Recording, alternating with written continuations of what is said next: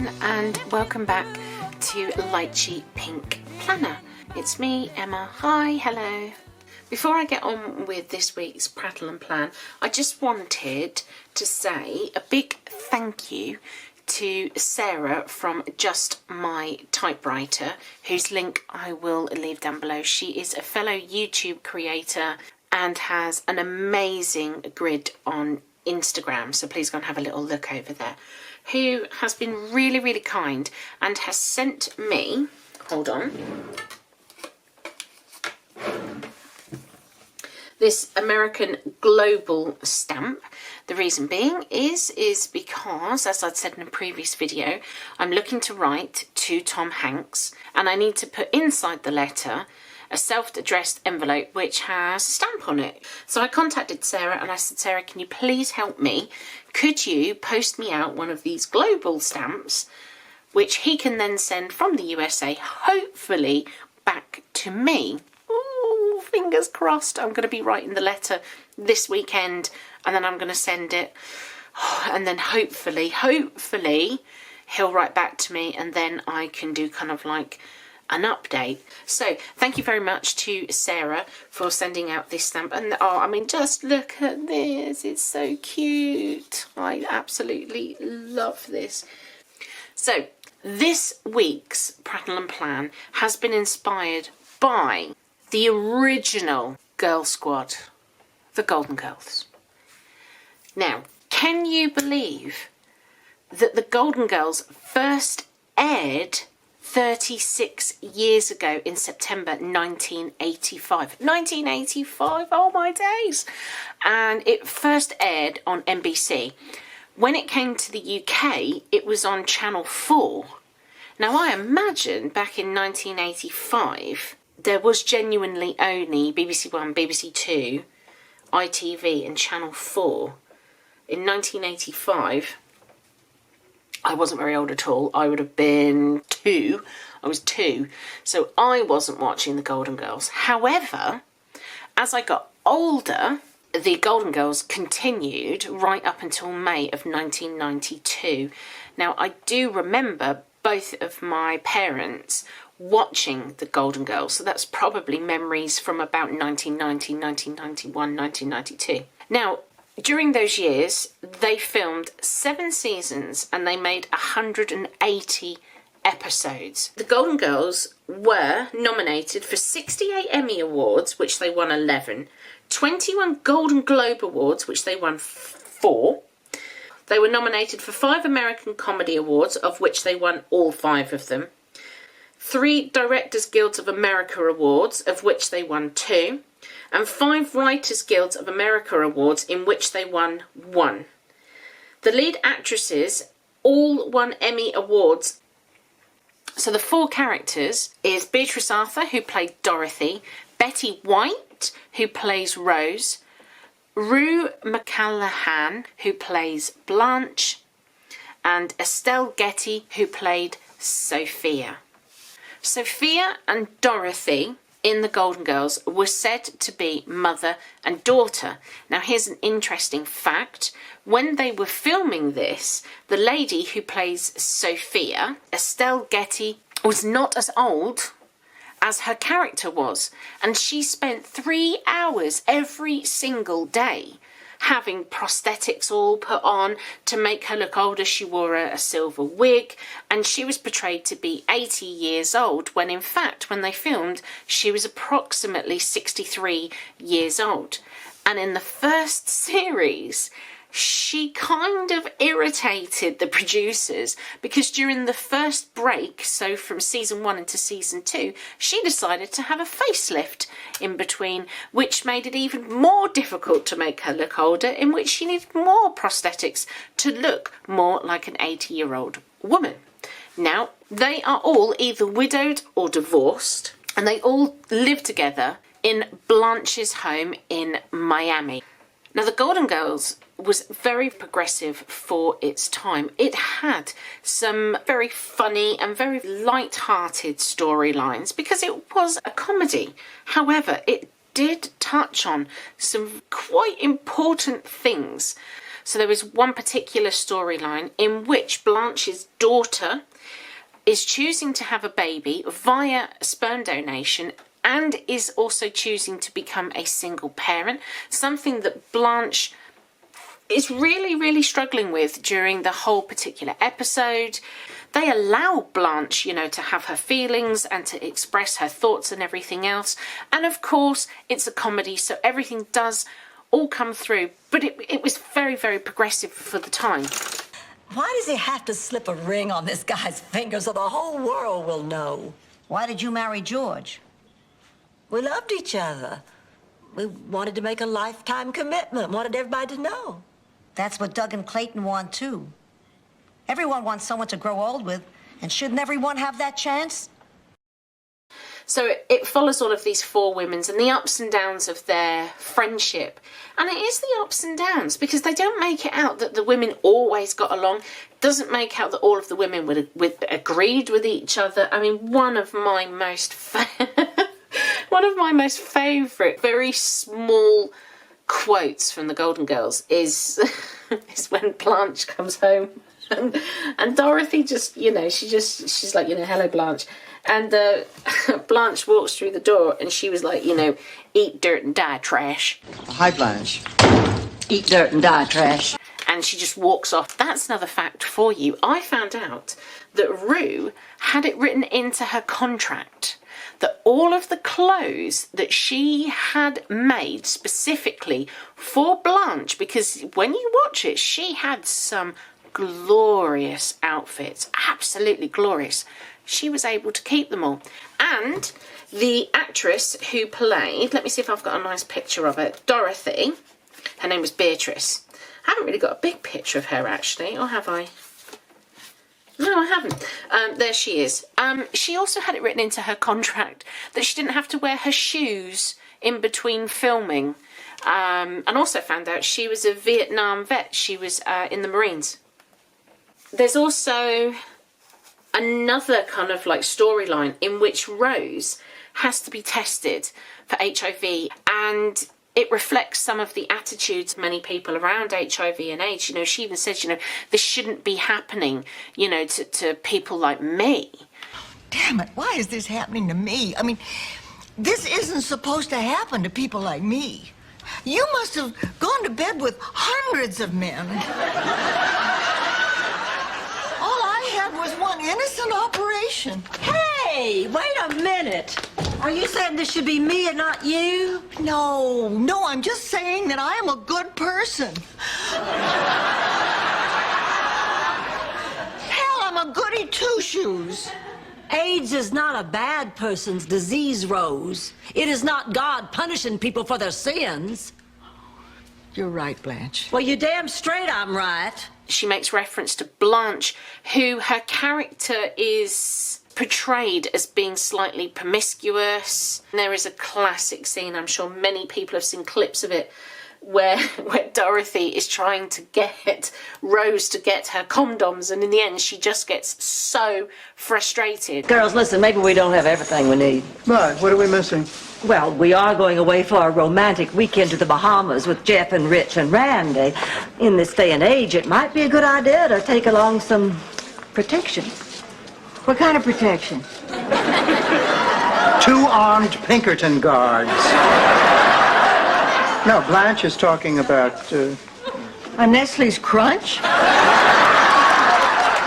one over. An enema bag? To the right. Didn't you, Grip? Condoms, Rose! Condoms! Condoms! Condoms! Calm down, lady. You just get out of prison? Yeah. And, you know, she just turns around and she's like, condoms, Rose, condoms. And I just, hilarious, absolutely hilarious.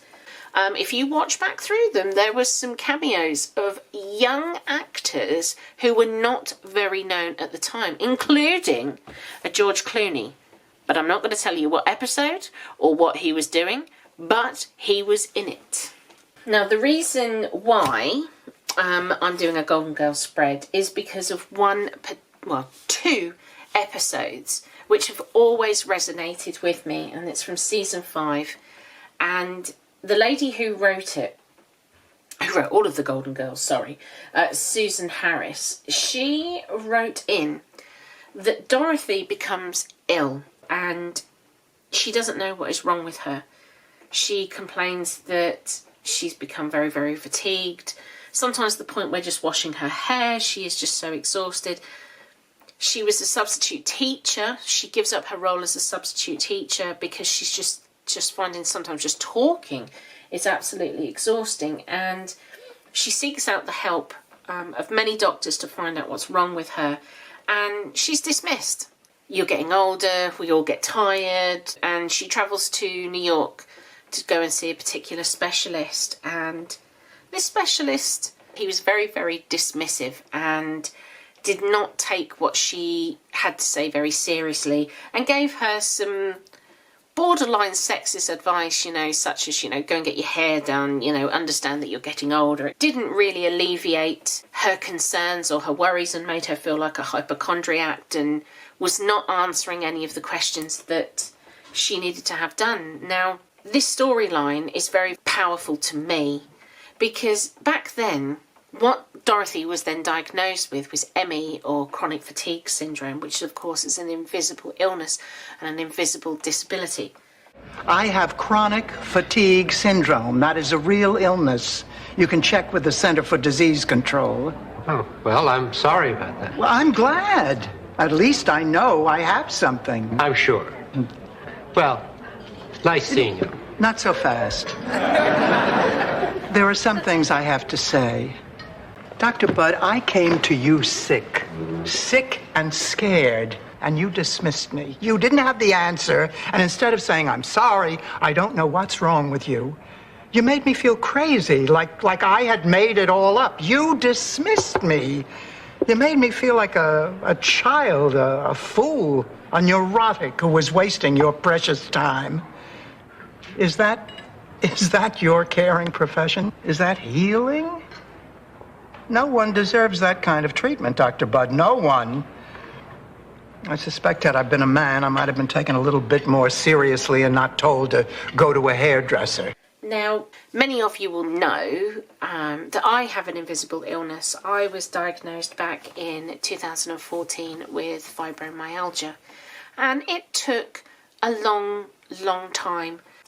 I find it quite striking that The Golden Girls was filmed 36 years ago, and yet Dorothy still comes across the same stumbling blocks that many women do now in 2021. Now, yes, I am pinpointing down the women's route because I then read about a very, very interesting study that took place, and it was in regards to ME, chronic fatigue syndrome, and fibromyalgia. And this was a study that was done to look into how men and women are treated within the healthcare system.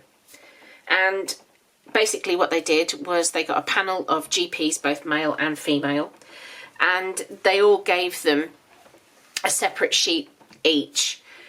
They didn't know what was written on these sheets, they were in booths and everything else, and basically the symptoms on each piece of paper were exactly the same. The only difference was that it would say patient X is a male or patient B is a female. The age and the symptoms and everything was exactly the same. The symptoms were fatigue, joint pain, and memory loss. The ages were the same, and they had a basic background of, average weight. They were both the same height, but the only difference was that it said one was male and one was female, okay? And they then made them come back 2 days later, and if they had been given the female piece of paper before, they were then given the male. Interestingly enough, 34% of the doctors, regardless of their gender, wanted the males to have heart scans and have blood tests for Lyme disease. Now, those same doctors who requested blood tests and heart scans, the study then looked into their same answers for the opposite genders. They then looked at the same doctor's notes for the women, and it was It was bizarre because the most common action suggested for the women was to look to either change their contraception, to run blood tests to see if they were going through the menopause, or to check for pregnancy. There was no heart scans and there was no blood test to see if it was possibly Lyme's disease or heart failure. And I think for me that kind of sums it up really. In the majority of cases, ME, chronic fatigue syndrome and fibromyalgia is definitely seen as a female illness. And so that's why that particular episode called Sick and Tired, it's one of those things that is quite dear to my heart. I will openly say, you know, I'm quite a feminist. And I think that, you know, times need to change, and that nobody should have to wait 4 to 6 years for a diagnosis. And so that's why this week's spread is inspired by the Golden Girls. I'm not going to go on and plan. Then I'm going to get Joan out, and then we'll all come back later. Oh, I forgot to say, these stickers came from Redbubble, just in case anyone was wondering. Thank you for being a friend. Travel down the road and back again. Your heart is true. You're a pal and a confidant. And if you threw a party, invited everyone you knew, you would see the biggest gift would be from me, and the card attached would say, thank you for being a friend.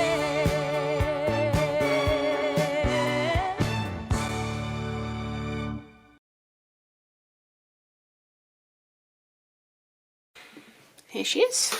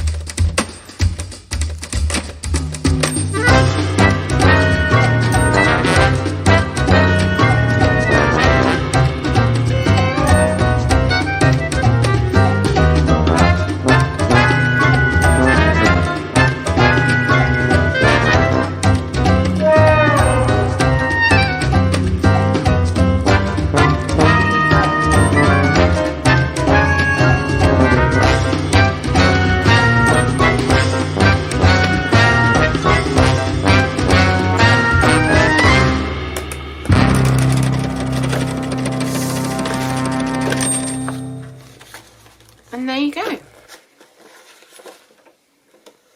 It's quite a simple spread, but it is an ode to the Golden Girls, the original squad, who was so progressive, and I love them. And if you want to watch any of the episodes, they appear to be free on YouTube. Don't know if they're completely free. Some of them I think you have to buy, but the majority of them are on YouTube, free to watch. So enjoy. Leave a comment down below if there's a particular episode or a particular character or a quote or something that you really, really love about the Golden Girls. I'd love to be able to have a chat with you about that kind of thing. So until next week, have a lovely week, happy planning, and I'll see you all next week. Bye!